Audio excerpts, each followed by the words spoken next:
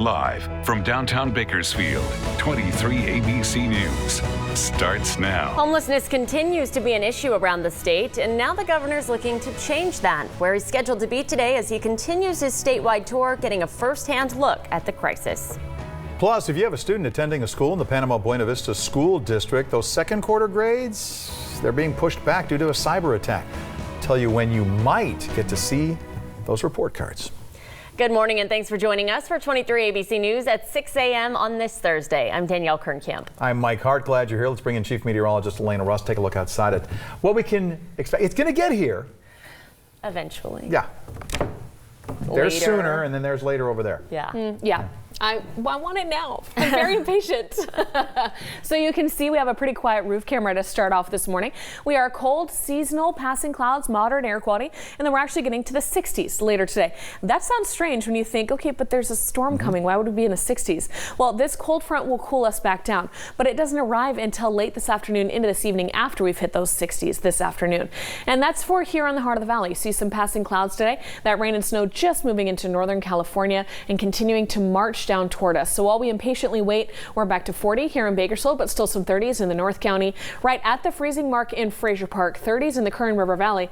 Look at Tehachapi though, 43 under that blanket of cloud cover. So later today, as we see the 50s midday and then those 60s for a couple hours this afternoon, you see the clouds increase. They start getting heavy and wet this afternoon into this evening. Rain is really picking up after 6 p.m. it looks like here on the valley floor. So I'll talk more about what that means for snow tonight, especially at pass level, coming up in a few minutes. You need to get out the door right now. Passes are open. Construction continues, I think, most of the day today because it always says weather permitting. The weather isn't until after their shift ends. Today, Governor Gavin Newsom will wrap up his statewide tour, getting a first-hand look at the homeless crisis here in the state. Newsom set to be in Oakland, where he'll meet with the mayor and showcase the first items that are earmarked as part of his billion-dollar proposal to fight homelessness. This is video from his stop in Fresno on Wednesday. This week, he's also visited Grass Valley, Riverside, and parts of Los Angeles. Enough's enough. We got to own this. We got to meet this moment. This issue is a crisis. It's a state of emergency. People are dying on the streets and sidewalks. There's no compassion stepping over people on the streets and sidewalks. Earlier this week, Newsom unveiled the plan which would provide money to help create housing for the homeless and to help pay rent for those facing homelessness. According to the U.S. Department of Housing and Urban Development, more than 151,000 people are living on California's streets and in shelters. And here in Kern County next week, the Homeless Collaborative will be out conducting its annual census, trying to find out how many people are living on the streets. On Wednesday, more than 100 volunteers gathered at the Mission at Kern County for a training session to prepare for the count. The Homeless Collaborative went over guidelines with volunteers, highlighting the appropriate procedures and practices that are required for the count. The count is happening next Friday, January 24th from 3:30 to 10:30 a.m. throughout the entire county. The count will determine the type of services needed for homeless programs and funding provided by the federal government. More than 600 people are expected to volunteer for this year's point-in-time count. Parents with kids in the Panama Buena Vista school district, listen up. You might not be getting your kids' second quarter grades till the end of the month at the earliest. The district has reported that it was hit with a ransomware attack last week, compromising computer systems and directly impacting the release of those report cards, which were supposed to go out this week. The district sent home a notice to parents, we're told on Wednesday, saying the grades would not be available until the end of the month at the, quote, earliest. The district's currently working with the FBI and the Department of Homeland Security to look further into this cyber attack. Bakersfield police are asking the community to join them on Facebook and Instagram tonight at 6 p.m.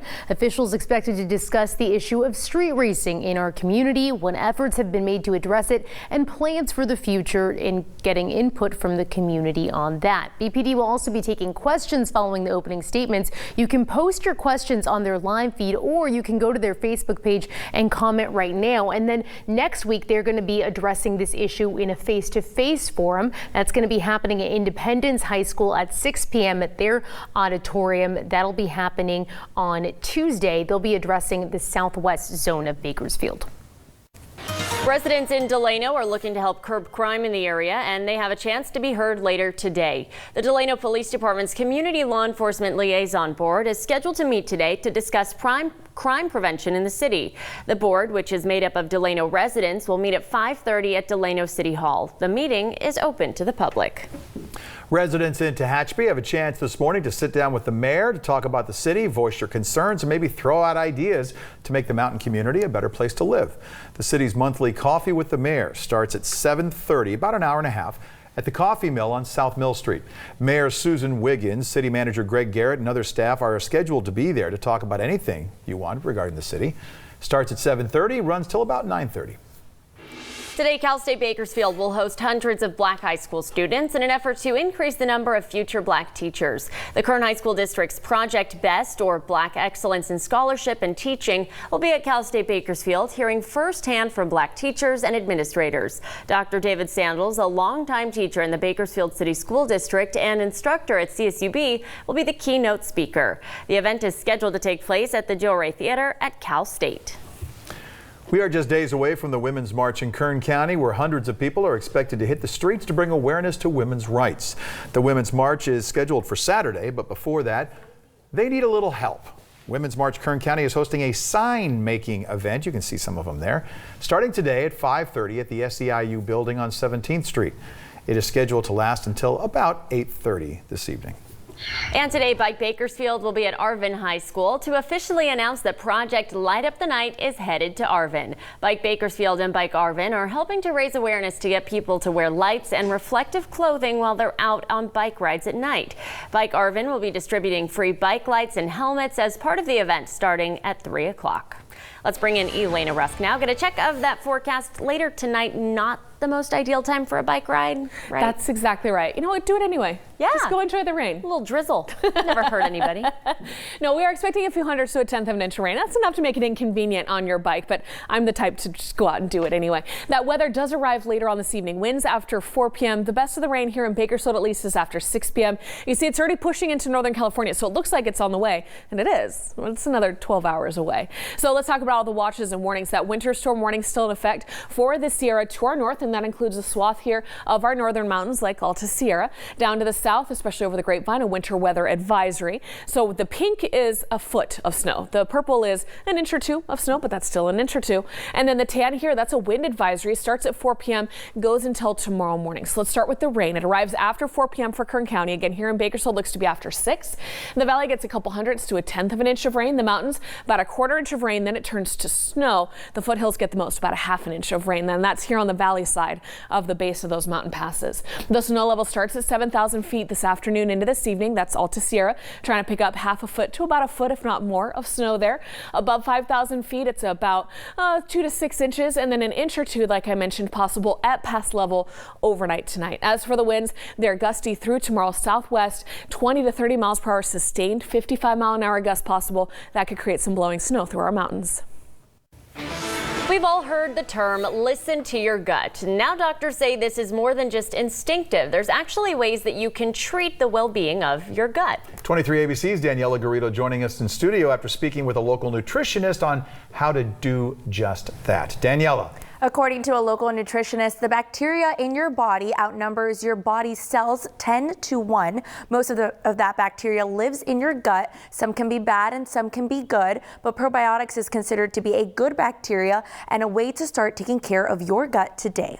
A part of the body often gone unnoticed, your gut. Pro stands for good and biotic is bacteria. Sounds like an oxymoron, but probiotics are good bacteria that help restore and maintain order in your gut's ecosystem. And they're responsible for helping us digest our nutrients. They help us have a healthy immune system, and they help decrease inflammation within our body. Health symptoms that, if ignored, can cause things like Alzheimer's and depression, according to recent studies. I study something called functional medicine, which is really looking at the whole person, getting to the root cause of the problem. So I see really sick patients in my private practice, and I would say that I always start in the gut, because if the gut is unhealthy, you're really not going to make any headway. Chronic stress, unhealthy diets, and exposure to pollutants or chemicals are some factors that can unbalance your gut health.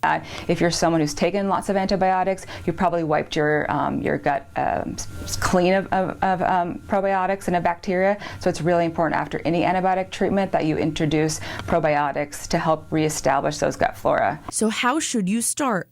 Probiotics can be taken in many different ways. When you're looking for a probiotic, you want one that doesn't have just one strain. It maybe has like 5 to, I've seen some of them have even up to 30 strains of probiotic. The more strains of probiotic, the better. This ensures your gut has options to pick from when deciding which bacteria to keep and which to digest. I'm an advocate for trying to get food, your health or your nutrition through food. So I would start if you're wanting to focus on your gut health, eating foods that support gut health naturally, that have probiotics in them. So those would be things like yogurt, kefir.